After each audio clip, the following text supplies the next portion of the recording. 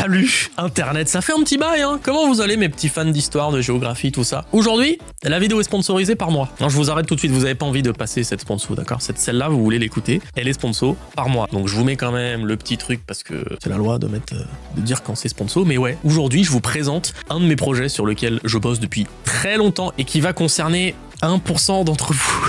Parce que j'en parle surtout sur ma deuxième chaîne qui s'appelle Le Labo. Si vous ignorez que j'avais une deuxième chaîne, j'ai sorti un site de fou en rapport avec Yu-Gi-Oh, les gars. Si vous aimez Yu-Gi-Oh, que vous collectionnez les cartes Yu-Gi-Oh, que vous jouez aux cartes Yu-Gi-Oh, ou juste que bref, vous aimez Yu-Gi-Oh, d'accord? Et vous savez pas que j'ai une chaîne secondaire sur Yu-Gi-Oh, allez-y, et surtout, allez sur Scanflip. Scanflip, c'est un gestionnaire de collection de cartes Yu-Gi-Oh que j'ai développé pour beaucoup d'argent, juste pour moi, parce que j'avais envie de bien gérer ma collection de cartes Yu-Gi-Oh.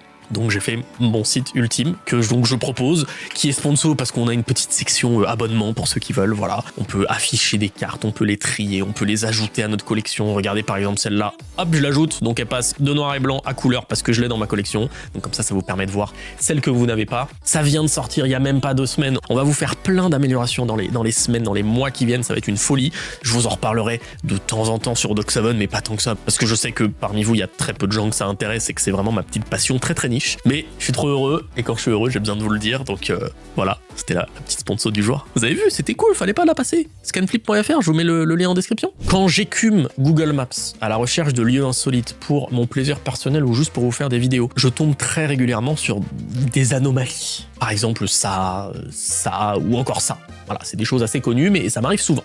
Et ça m'arrive souvent de vous en parler. Et on va en reparler aujourd'hui. Oui, parce qu'à chaque fois, j'en note, quand j'en trouve une, par-ci, par-là. Donc dès que j'en ai 7 à vous présenter, petit top 7, c'est parti!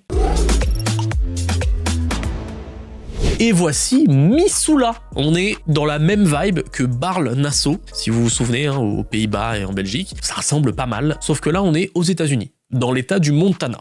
Donc c'est pas des frontières entre 2 pays différents, c'est des frontières au sein du même pays. J'ai cherché à comprendre parce que ça a l'air très complexe. Et c'est plus simple que ça en a l'air. C'est rare sur cette chaîne que je dise ça, parce que généralement quand je fouille, c'est de plus en plus compliqué. Mais là non, c'est plus simple. En fait, Missoula n'a pas été dessinée d'un seul coup, elle s'est construite morceau par morceau. Et depuis les années 60, la ville applique une règle assez surprenante pour nous en France. Si un promoteur ou un propriétaire veut que son terrain rejoigne la ville, il doit en faire la demande. Sinon, son terrain reste dans le comté de Missoula. Et s'il remplit les conditions et qu'il peut être rattaché à la ville, eh ben ça lui permet d'avoir accès à l'eau potable, aux égouts, au transport, entre autres. La ville annexe ce petit bout de propriété. C'est comme ça que Missoula s'est étendu comme un gros patchwork administratif. Et à l'inverse, certains propriétaires choisissent de ne pas faire la demande ou de s'opposer à l'annexion. Parce que dans certains cas de figure, la ville peut prendre la décision d'annexer une parcelle. No thanks, bro. C'est ce qui crée ces petits trous qu'on voit sur la carte, ou ces bouts de terrain isolés du reste. Et pourquoi, vous allez me demander, des propriétaires veulent pas faire partie de la ville? Eh ben les impôts, les gars. Mais forcément, si tu fais partie de la ville, tu dois payer des impôts fonciers notamment. Mais donc à qui sont rattachés ces gens? Je vous l'ai dit au début, ils sont rattachés au comté de Missoula et pas à la municipalité de Missoula. Il y a une petite nuance, hein. En très gros, département et village en France, quoi. C'est comme si tu faisais partie d'aucun village. Juste, tu dépends du département. Là-bas, c'est comme ça. Voilà, ils sont gérés par le gouvernement du comté, pas par la ville. Ce qui veut dire que concrètement, les habitants ne votent pas aux élections municipales, ils paient pas les taxes municipales. Par contre, ils doivent parfois payer plus cher pour accéder à des services comme l'eau, les égouts, l'entretien des routes, etc.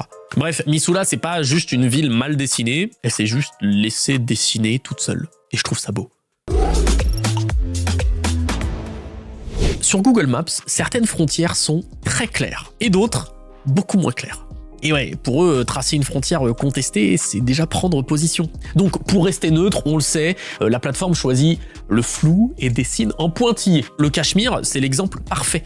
Voilà, il y a des gens qui disent que c'est là, il y en a d'autres, voilà, nous on sait pas trop, d'accord, on vous le met en pointillé. Mais, perso, c'est l'Amérique du Sud que je trouve le plus parlant.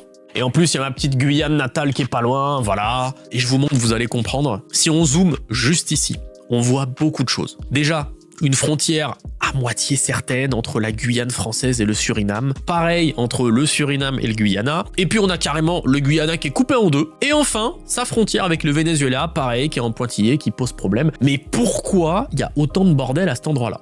Alors déjà, faut comprendre un truc, on est sur un large territoire qui a été occupé par 4 anciennes puissances coloniales, les Britanniques au Guyana, les Hollandais au Suriname, les Espagnols au Venezuela et les Français en Guyane française. Donc, quand presque tout le monde est parti. Ils ont laissé des questions en suspens, notamment celles sur le placement des frontières. Et forcément, personne n'était d'accord. En plus, les gars, c'est la forêt amazonienne, d'accord? Il n'y a pas des grandes routes, il n'y a pas des axes, des trucs, non, c'est difficile de tracer une frontière dans la forêt. Mais donc voilà, on a l'exemple de la région du Tigris, ici, hein, entre le Guyana et le Suriname. On a pareil, de l'autre côté, la frontière entre la Guyane française et le Suriname. La France et le Suriname, ils sont pas d'accord sur quelle rivière emprunter. Et puis à l'ouest du Guyana, il y a l'Essequibo. C'est une région immense que le Venezuela réclame entièrement depuis le XVIIIe siècle. À l'époque, un arbitrage a donné la zone à la Grande-Bretagne, mais Caracas n'a jamais reconnu la décision. Et pendant un siècle, c'est resté plus ou moins gelé jusqu'en 2015, quand on a découvert du pétrole dans la zone. Hein. Beaucoup de pétrole dans la zone, donc évidemment. Depuis, le Venezuela agite les drapeaux, il y a des petites pressions, des référendums, des incursions militaires, les tensions montent quoi. En réaction, le Guyana a saisi la Cour internationale de justice, et voilà pourquoi l'Essequibo reste pour l'instant en pointillé sur la carte. Le Tchad.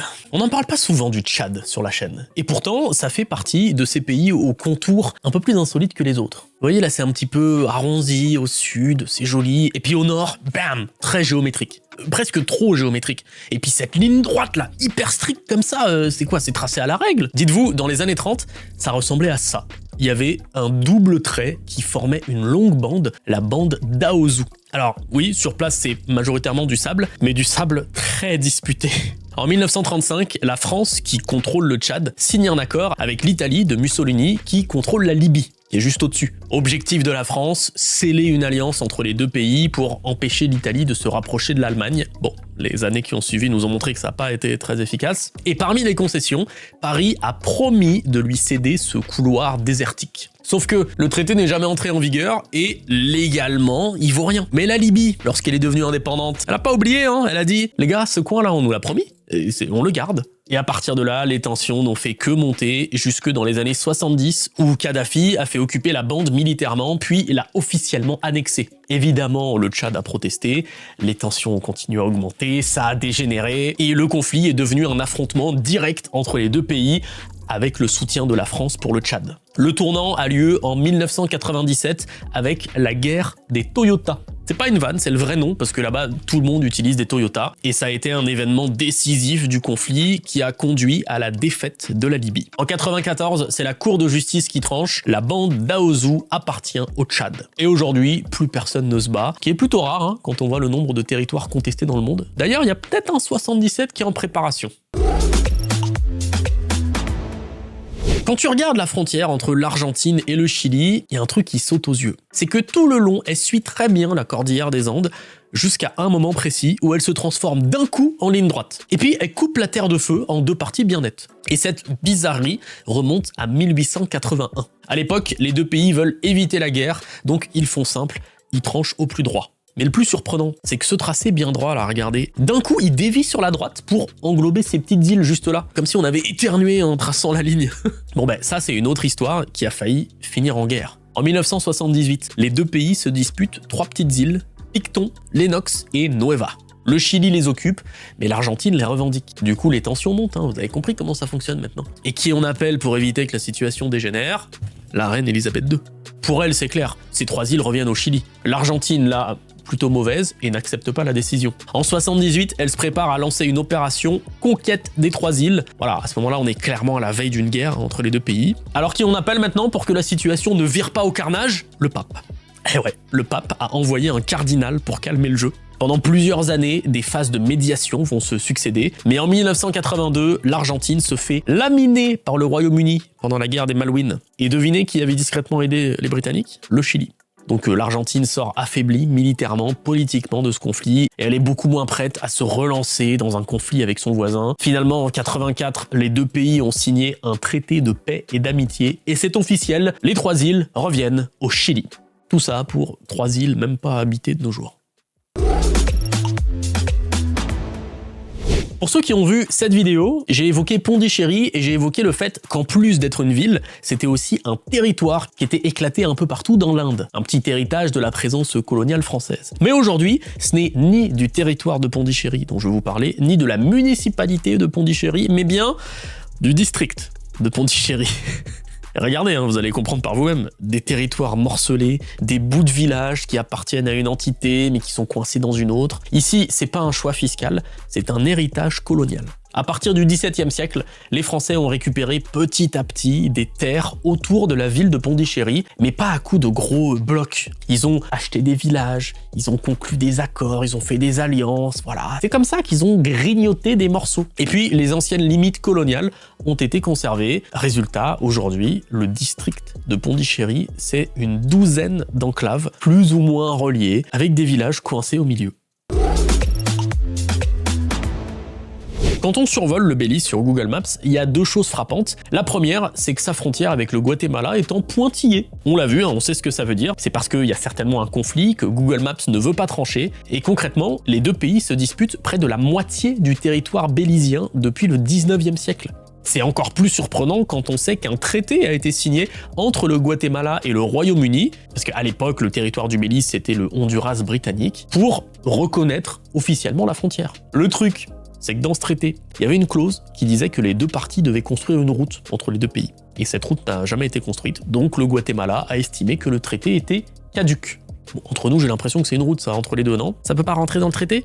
Je sais pas. Bon, cela dit, ils ont réussi à se mettre d'accord sur un point, laisser la Cour internationale de justice trancher, et aux dernières nouvelles, l'affaire suit son cours. Bon, la deuxième chose frappante, c'est que cette frontière contestée là, regardez, c'est une frontière écologique. Si on zoome un peu, on voit bien que d'un côté, c'est très labouré, il y a des champs, et de l'autre, beaucoup moins, c'est la forêt, c'est tout vert. Et ce genre de contraste, ça existe à plusieurs endroits dans le monde. On le retrouve par exemple à plus de 1800 km à vol d'oiseau entre Haïti et la République dominicaine.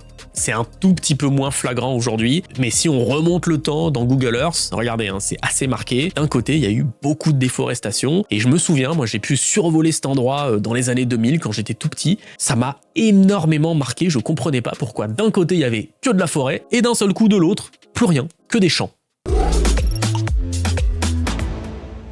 Pour ce dernier, on va changer d'exercice. Pendant mes recherches, je suis tombé sur ça.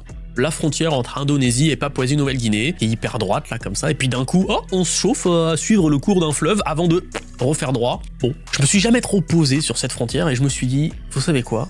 Il y a certainement des trucs intéressants. Pas tant que ça. Et vous allez voir, on va la remonter ensemble, on va essayer de voir tous les petits points d'intérêt. Bon, déjà, tu commences tout en bas, il y a un petit poste frontière du côté indonésien, avec une sacrée ambiance là sur les photos. Et pour contrôler quoi, vu que de l'autre côté de la frontière, il y a de la forêt à perte de vue et pas une seule route. Je sais pas trop. D'ailleurs, je sais même pas comment ils accèdent à ce point de contrôle, peut-être par la plage, j'en sais rien. Bon, mais c'est prometteur pour la suite. En tout cas, on remonte la ligne. Et enfin, notre premier point intéressant, deuxième poste frontière. Alors là, on a mis le paquet. Ça se voit en vue satellite. Et puis quand on regarde un petit peu, il y a des stands de souvenirs, il y a un homme-statue qui nous indique la route, il y a le fameux kilomètre zéro de la région, qui est la principale attraction touristique. Et le truc fou, c'est que dès qu'on passe côté Papouasie-Nouvelle-Guinée, un chemin en terre. Donc là, il y a des petits mecs qui arrivent avec leur sac à dos là, sur le petit chemin en terre, et puis qui débarquent, là, regardez, bienvenue en Indonésie. Bon, c'est incroyable. Alors, on continue. Bon, il y a un mini poste frontière potager, voilà. On a un chemin qui traverse la frontière, et puis finalement, hop là, qui repart côté indonésien. La même chose ici, d'ailleurs, à 2 reprises. J'ai l'impression que c'est l'ancienne route, que la nouvelle est là, en parallèle, ils se sont peut-être trompés, ils ont pas fait gaffe qu'ils avaient passé la frontière, je sais pas trop. Alors on continue de monter, on traverse des cours d'eau, plus ou moins asséchés, des champs d'huile de palme à perte de vue, et enfin, la bizarrerie de la frontière. D'un coup, on se met à suivre la forme du fleuve. Alors pourquoi ils ont pas juste continué tout droit? Parce qu'à l'époque, les empires coloniaux ont fait simple. En 1895, les Britanniques et les Néerlandais ont signé un deal pour définir la frontière. On suit le 141e méridien jusqu'à toucher la Fly River, et puis là, on suit la partie navigable du marécage, et seulement après, on repart en ligne droite. Voilà, c'est ça le deal. Allez, on continue, on remonte. On peut voir ici en Papouasie une ancienne mine d'or et de cuivre, puis on enchaîne sur de la jungle. Alors là, c'est de la jungle, des centaines de kilomètres, il y a quelques cours d'eau, il y a surtout beaucoup de forêts. Et puis un autre poste frontière, on remonte encore un petit peu, et voilà, on arrive enfin en haut avec un dernier poste frontière pour changer. J'ai l'impression que c'est celui où il y a le plus de trafic routier en tout cas, parce que les autres c'est plus compliqué vu que c'est des chemins de terre. Lui c'est simple, il est la première attraction de la région sur TripAdvisor. Et vous pouvez même vous faire griller une petite saucisse au Sausage Shop. Moi ce que ça m'a appris, c'est que j'ai l'impression que la majorité des transports se font peut-être en avion entre les deux pays. Sinon ça fait des très gros détours. En tout cas, c'est sur ce petit barbecue que se conclut cette vidéo. Merci de l'avoir regardé, hein, comme d'habitude. J'espère qu'elle vous a intéressé. Si vous êtes dans les cartes Yu-Gi-Oh, je me permets de vous rappeler qu'il y a un petit lien en description pour scanflip.fr. C'est mon petit bébé. J'ai scanné l'intégralité de ma collection de cartes Yu-Gi-Oh pour faire ce trésor. Je suis trop heureux d'avoir ce site. Donc, si ça vous intéresse, si vous voulez juste jeter un coup d'œil, allez voir. Ça me ferait très plaisir. Et puis, on se retrouve très vite pour une nouvelle vidéo. Salut Internet!